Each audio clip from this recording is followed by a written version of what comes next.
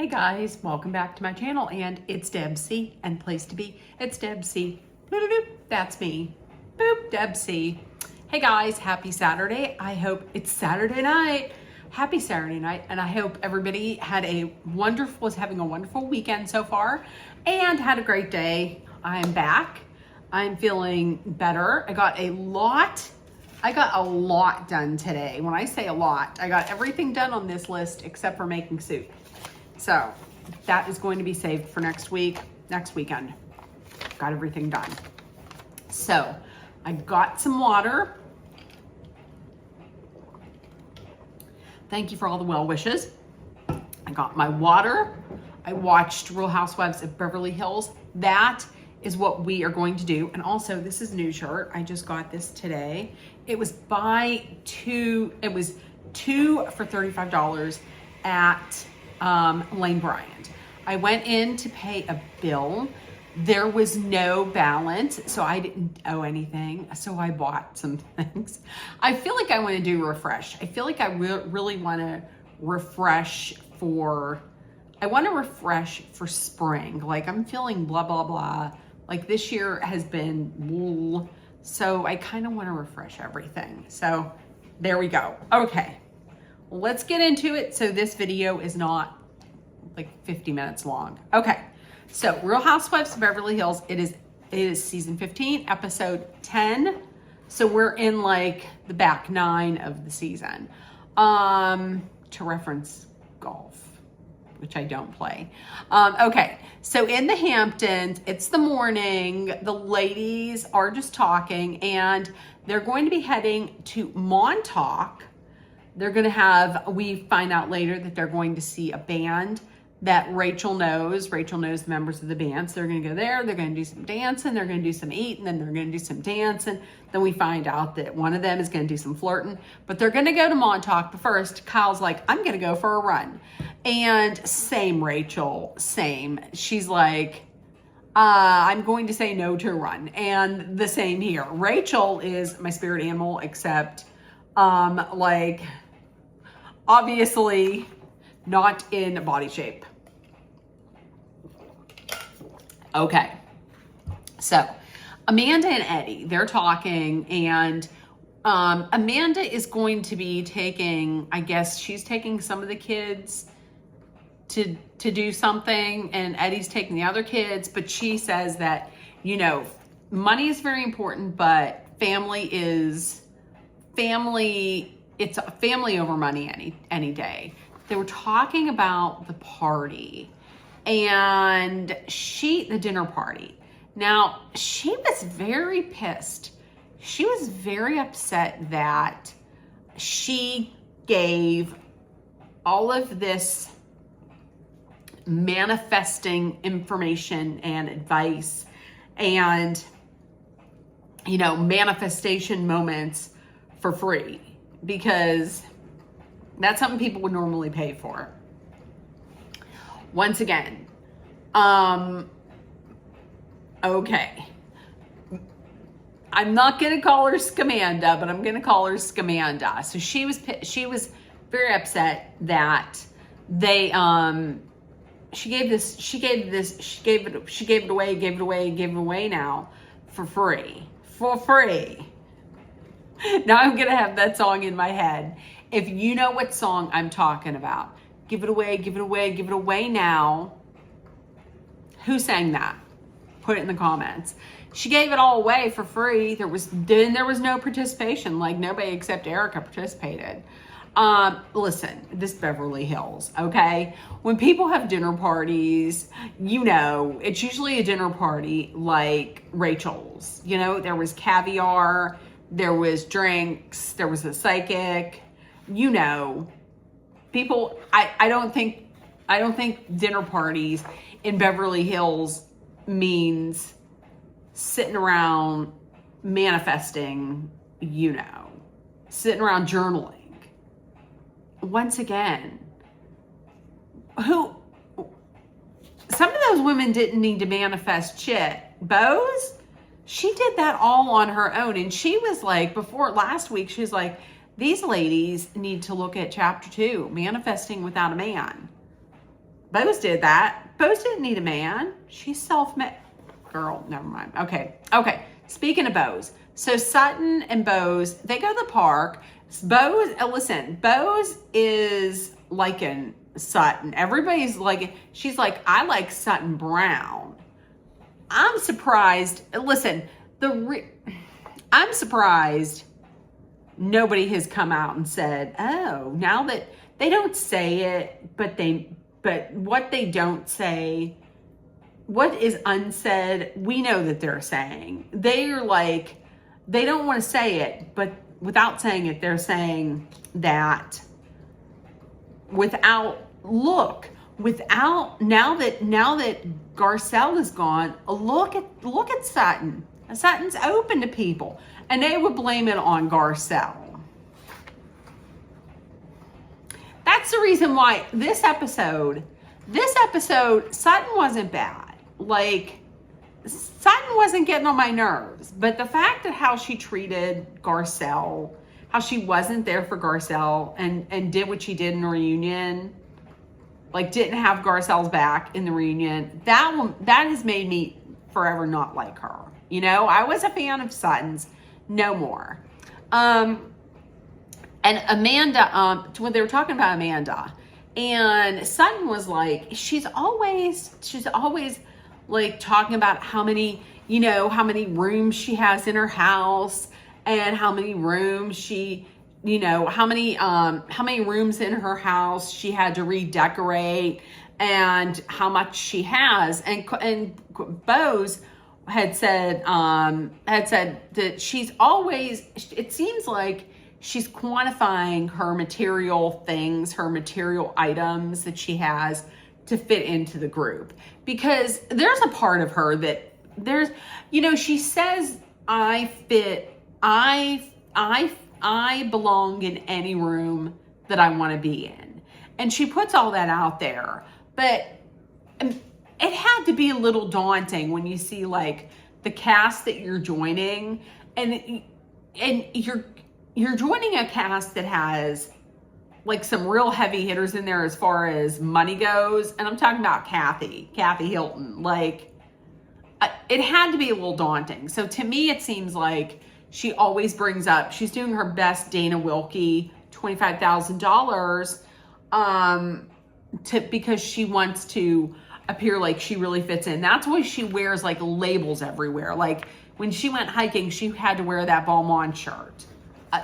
For hiking, you had to wear a label to go hiking. Okay, that doesn't make sense. That to me is why I feel like she's right. She's quantifying things to fit in with these ladies. And Bose had said, listen, I would respect her. I have more respect for her journey than I do for the destination. Because like, if you started from nowhere, from nothing, and you built yourself up, I get that. It's the journey of how she got from where she was to where she's at is far more interesting than what she has, the material things that she's accumulated. I completely agree. Bose was the voice of reason. Okay, so back to Amanda and Eddie. Amanda mentions that what she said, they were talking about like, they can't let go of what she had said about Dorit's marriage. She mentioned that, she said that what she said about Dorit's marriage was brought up, and then she went on to kind of say like, I didn't think it was a big deal. I think they're making a big deal out of nothing. So she's totally like downplaying what she said. She was like, I only said it once at a dinner party. Well, she didn't say it. She did say it once at a dinner party at Kathy's in front of Sutton, but she was also talking about it with Kyle. So it was a couple times. But regardless of how many times you said it, whether you said it one time or 2 times or 6 times or 10 times or 100 times, if you said it once, then you said it. Then it came out of your mouth. I mean, you can if you call someone a bitch, then it doesn't matter if you called her a bitch once or if you called that person a bitch 8 more times. You still called her that. So you still called that person that. You know, if you said it, you said it. And then Eddie was like, well, and listen, no, before I say anything, he did say that when he first broke up with his ex, he really didn't want to hear anybody giving him advice on any of it. And she looked at him, and then in confessional, she was like, I get where he's coming from, and kind of just didn't listen to anything he had to say. I'm going to tell you what, I'm going to be completely honest with you on this. I don't think that's going to last. I feel like, I don't want to say she disrespects him, but she kind of does a little bit. I don't know. There's something about those two. I don't know if that's going to last. I hope I'm wrong for the kids, but I don't know about that. And then just like after he says maybe she's intimidated because you're younger. And she said, like, stone-faced, well, maybe it's because I'm young and successful and not financially dependent on a man, and she outsourced her financial well-being to a man, and it didn't go well. Like that. Because I'm young and successful and not financially dependent on a man, and she outsourced her financial well-being to a man, and it didn't end well. Nothing on her face. That to me was like, did you, is that scripted? Is that a line and you practiced it by looking at yourself in the mirror, dead-eyed? It was giving to me practiced. Okay, so back in the Hamptons, Kyle FaceTimes Erica. So they talk about the dinner party. And Erica brings up the fact that Sutton told Amanda, hey, listen, you have to take accountability for what you said about Dorit, because you're really the reason why they're fighting. You're the reason why they started fighting again, why Kyle and Dorit started fighting again. And Kyle's like, it's really confusing for Amanda, and the ladies are being too tough on her, and she's allowed to have her own opinion, and she's really trying hard to fit in. And I don't know why she's taking up why she is so riding her jock so hard. Like, she is ride or die for Amanda. And I mean, yeah, everybody deserves to have a friend, but she is really she will defend, it seems like she'll defend Amanda against anybody. Also, Erica said that her and Sutton are going to dinner with Denise. And they talked a little bit about Denise's divorce. They're going to talk about Denise's divorce because she wants to know. And they were also talking about Aaron's anger. And then they showed that flashback. If you remember, seasons ago, whenever there was a party, I can't remember whose, I think it might have been at Kyle's house. And it was a party, and Aaron was there. Some of the husbands were there. And I believe it was all of the families were invited. And Aaron and Denise were there. And they went to leave, and she's like, be quiet. Don't say anything else. Don't say anything else. And he was really holding tight onto her hand. And he's like, don't tell me what to say. Don't tell me what to do. I'll crush your effing hand. There was some anger there. So when it comes out and he says, when it came out that there was a restraining order and that there was violence in that marriage, and then he comes out and says, oh, he puts out some kind of press release saying I never touched her and basically I didn't do anything. And then I always thought back to that. I always thought back to that one scene where he's like, I will crush your effing hand. I completely believe what she says. But to me, it was really surprising to me that Denise was one of the people that was reaching out to Erica. Like when she was going through her divorce, she reached out to Erica. I liked hearing that. I was surprised to hear that, but because they hadn't been good for a while, but that was very nice to hear. Okay, so it's girls' night. It's girls' night, a night out. So the ladies are going out. Listen, I love Rachel, but Rachel, I don't want this to happen. And I'm going to speak for everybody who is an ROBH fan. We don't want the Kyle back that does splits. Like, she been doing the splits since 2010. We don't want the splits. She's like, I want Fun Kyle back.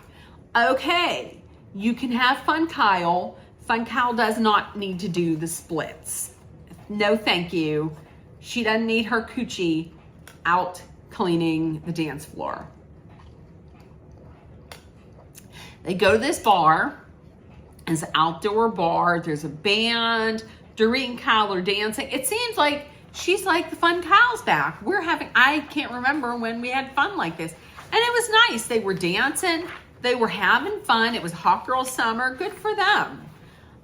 Okay. So, Bose and Leal, her daughter, they're taking a walk, and but Bose is like, listen, I have my eyes and my radar on Leal 24 hours a day. But listen, Leal is now talking about going on college tours, and she's kind of like, what am I gonna do? She's not panicking by any means, but she's just like, I'm not gonna be able to watch over her like 24 hours a day. The topic of fertility, the infertility treatments comes up, and Bose isn't sure if she wants to use a donor egg or not. But she does want to try at least one more round of IVF, just because she wants to be able to say that at the end of this, all that, at least if it doesn't work out, then at least she tried everything. She exhausted every avenue for this. Okay. Erica visits Amanda's house. She went there. Her door was wide open. I don't know about you, but I don't keep my door open. My doors are locked, and I don't live in Beverly Hills. I don't care where I would live. Even if I lived on the safest block in the entire world, I would never keep my door open. Okay, Amanda says she is really liking Erica. Like, at first, it might have been a touch and go, but she really likes Erica. Here's the thing. She says she really likes Erica because she's interested in my business and manifestation.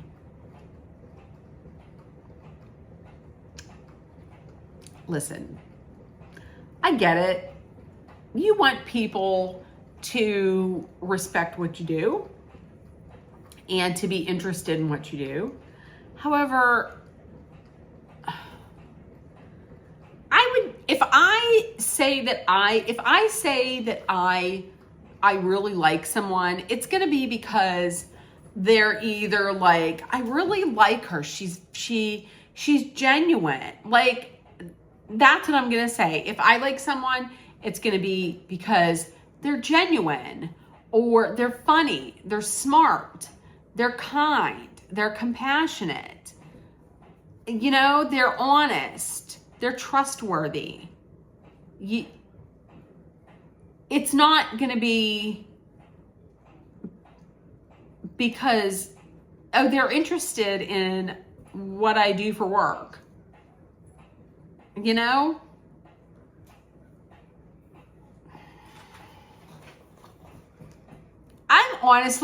I'm thinking that she really likes her, because I think she sees that out of all the women, that maybe Erica is the one that she can get money out of, because Erica is the one who really needs to get money the most. I mean, based on these lawsuits, you know, I don't know. I didn't like that. So they're outside talking, and Erica was like, listen, you have to own, if you do something, you have to own it quickly. Like, plus, we want to know more about you. That leads right into, what the fuck happened with the cult? Tell me about the cult. Tell me about the cult. She said, tell me about the cult. I want to know so I can talk later behind your back. She came out and said it. Because listen, if I was a person and I was in Amanda's situation and I was in a cult and people were interested, I would have been like, okay, I'll tell you about the cult. Do you want me to tell you about it now? And you want to write it down and you can take it back to everybody, or? As I'm sure you're going to tell everybody anyways. So, but she came right out and said, hey, tell me now so I can talk about it later behind your back. So it was a religious cult. She lived in Oklahoma, and she got involved with this religious cult. And she then followed this pastor to Florida. The pastor became like more and more controlling. Like, it was like who you can date. And he was the only person to tell you who you could date. She felt real like cut off from her family. And after like 2 years of this, on Halloween day, she went to church, and then she left, and she drove then to her sister's place in Orlando, and she left the cult. And I wish she would have given more information. Like, I wish it was more information. I don't know. Like, I love listening to people's accounts of cults. I do. I'm fascinated. I am fascinated by cults, and I don't want to say weirdy religious sects, but like religions that have odd practices, you know, like, not to offend any Mormons out there, but Mormons, Scientology, that's a cult. I'm sorry if there's any Scientologists. That to me doesn't, I know it's classified as a religion. I'm fascinated by those. I'm fascinated. This wasn't fascinating, but it was good to hear her talk about it. Erica was like, good, that's great. This is what the group needs to hear from you. Not your opinion on someone else's marriage. They want to know about this. I mean, she's talked ad nauseum about her manifestation and her business. People are tired of that. They just want to hear about other things. Listen, it was nice to hear her talk about something besides her manifestation and her business. I still don't like her. I know I saw people online talking and saying, This is what we needed. This Amanda I like. I still don't like Amanda. I still don't like Scamanda. Nothing that she does is going to get me to like her. I'm not a fan. That's it. Okay, so back in the Hamptons, listen, after the concert and the dancing, the ladies go to dinner. The band joins them. Dorit is getting her flirt on with Xander. How about it? Get it, Dorit. She also mentions that her mom gave her advice to never marry a man who is really good looking, and she took her mom's advice. Rachel brings up the headline about Erica going to trial over being sued over $25 million that's owed. And maybe that's probably why at the dinner party, Erica's answer to the question was that if she could manifest anything, it would be, if she could get anything that she manifested, it would be total financial freedom. So, and why she was like, I need some wins. Rachel's really very worried. So she texts Erica, and Erica texts back saying she's okay, she's good. But then again, I mean, is she really going to tell you if she's not good? Kyle brings up the dinner party, Amanda's dinner party. She says that Sutton basically said, listen, you didn't take accountability for what you said. You caused a fight between Kyle and Dorit, and you just didn't take accountability. And Dorit was like, I like Sutton this year. We've been making big strides in our friendship. And Rachel was like, I liked when when Sutton came over. She was seemed like she wants to better herself, and everybody was like, yeah, Sutton's great. See, now Dorit says her and Sutton are good right now, but then later on in the season, you hear Sutton yelling at Dorit, you've done this to everybody, to every friend this year, and didn't sound good. It didn't look good at all. Then there's talk about Amanda not inviting Dorit to her party, and Dorit, in reference to that, said, I care more about, what did she say? I care more about a hangnail than I do that. Kyle, I think, may be right. Like, when you try to look like you're so unbothered, sometimes it comes off looking like you're very much the opposite and you're bothered. I agree with her. So Sutton and Erica and Denise meet for dinner.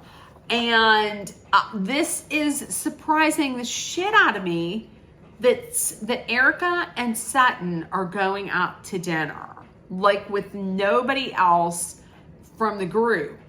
And listen, Denise shows up. I'm gonna tell you what, Denise got a facelift. Denise got the fat from what was it? Her somewhere injected in her boobs. Her facelift looks fantastic. Her facelift looks really good. Forget the what's it? That Lisa Barlow has, the strings, the the threads. Forget those. Don't get the threads. I wouldn't get any of it, but don't get the threads. Get the facelift. Denise's facelift looks a million times better than Lisa Barlow's threads. Okay, so this whole newfound friendship between Erica and Sutton, it's apparent. It's not lost on Denise, and she says, how about this? I like this. And Erica says, without the vodka, she's fun, she's not as reactive, she's reasonable, and they're giving a go at it with a friendship. And Erica does mention that she's being sued by all of Tom's trustees. And she thinks it's really to break her, to make her out to be an example, and really to bankrupt her. Once again, that would be the reason why she's like, I need to manifest total freedom. Talk came up about the black eye with Denise. When Denise filed the restraining order, there's a picture of her with a black eye. And Erica said, this can't be the first time. This can't be a first time thing. And Denise was like, you're right.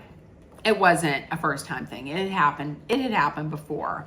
And Erica, in confessional, she was like, I thought at first, I didn't think anything of Aaron. Like, he's a nice looking guy and they're married and they're in love. Okay. But then the first red flag came after a party, and it was the red flag was how Aaron spoke to Erica and Teddy. Like, it was very aggressive and it was a little misogynistic. It was very aggressive and very controlling. No.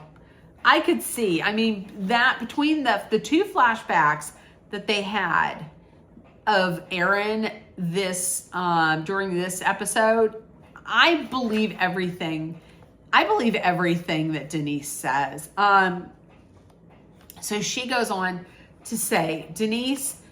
to say that the first time he hit her was he hit her twice. She said he hit her twice. And also, let me just tell you, if anybody I should have said this earlier, but triggers, if you don't want to listen to this part, please don't. If it triggers you, please do not, I don't want anybody to be triggered. You can just end right now. You can just fast forward to the end. You don't have to watch the rest. I completely understand that. But he had hit her twice. And both times were post-op, like after surgery. Like the first time, after her first surgery, like she couldn't walk. He helped her to the bathroom, and then he was trying to open her phone to see what was in there. And I guess she said no, and then it happened. And then again after another surgery. It's so terrible. I mean, like I said, Aaron maintains his innocence, but if he maintains that innocence, how did she get that black eye? Did she do it herself? She didn't do it herself. And it seems to me like Denise is going to hang in there unless something is like really bad. I felt so bad for Denise, because honestly, I mean, she might have been looped out a few times on the show. To me, Denise seems like a good person, like she seems like a decent person. She seems like a good person, like someone who has all that love for animals and these dogs. I just think she has a kind heart.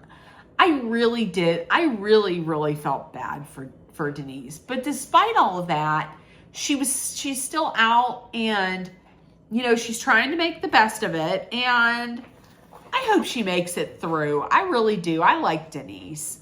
And Erica then opens up quite a bit. We've never really seen her open up like this, but Erica says, listen, I've gone through this myself. It happened to me. And Sutton was very surprised, because Sutton's like, in confessional, she's like, I'm very surprised by this. She doesn't strike me as a person this would happen to, because she's such a fighter. But here's the thing. DV doesn't discriminate. It can happen to it can happen to anybody. Just because somebody is really strong and projects like a strong, projects strength on the outside, that doesn't necessarily mean that something like that can happen. It can happen to a lot of people. It can happen to anyone. She's saying that it didn't happen when she was married, but it happened to someone that she was dating. And the first time it happened, she said she was like really calm. She kind of put like that hostage negotiator voice on and was very calm. And in doing that, the person got like really pissed. And then it happened like 2 more times. So it happened a total of 3 times. And she was like, you don't know how embarrassing it is as a mother of a police officer to have to call for help with something like this. And listen, I'm going to tell you, I really hope that Sutton doesn't take this information and run to the group and gossip about it. I hope she has learned. I'm not saying that for Sutton's benefit. I'm saying that because that would be a really shitty thing to do to somebody who had suffered DV. I think it would be, I would feel terrible for Erica if she did that. So who was it? Denise had thanked Erica for reaching out to her, and she said that after that happened, Charlie Sheen, her ex-husband, was the first one to reach out to her. And she even said to Charlie Sheen, she said, I told Charlie that Aaron makes him look like a saint. That is saying a lot. Charlie Sheen winning, that says a lot. But Charlie was the first person to text her. Erica was the second.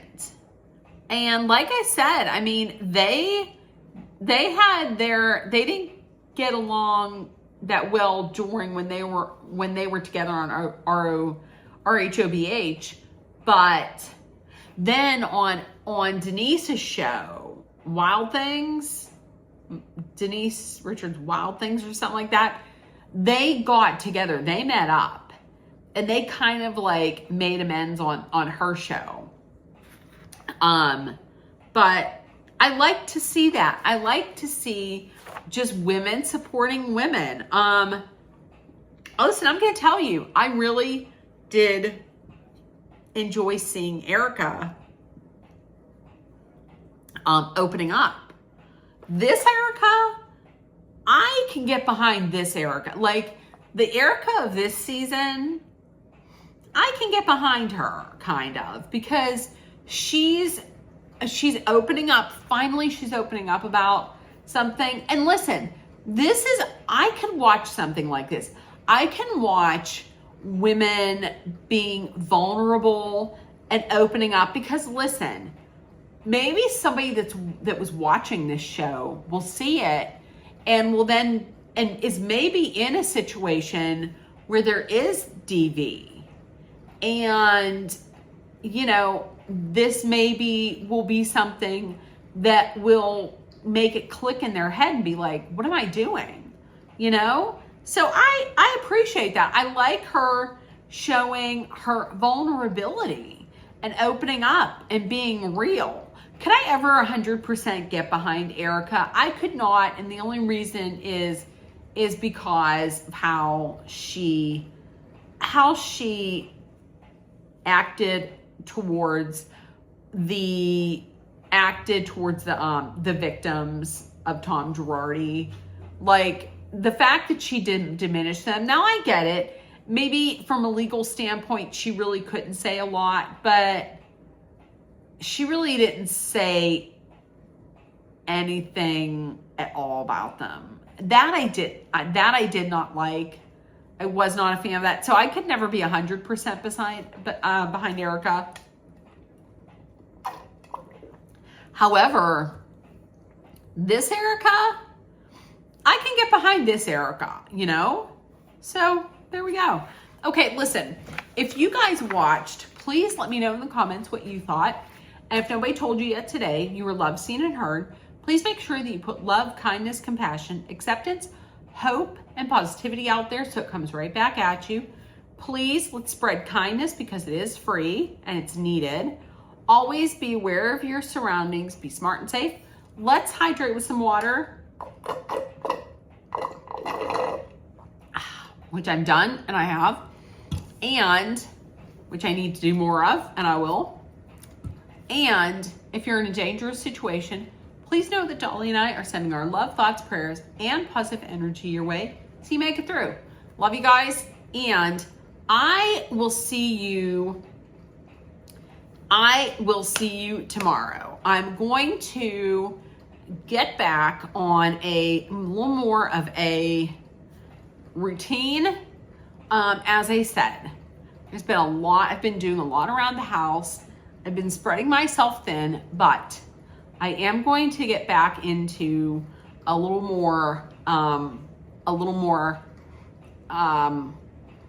consistent posting. Maybe not every single day, but more than I have been. So I will see you guys tomorrow for who knows what. All right. I'll see you tomorrow. Even if it's just for a chat, I'll see you tomorrow. Bye, guys. Bye.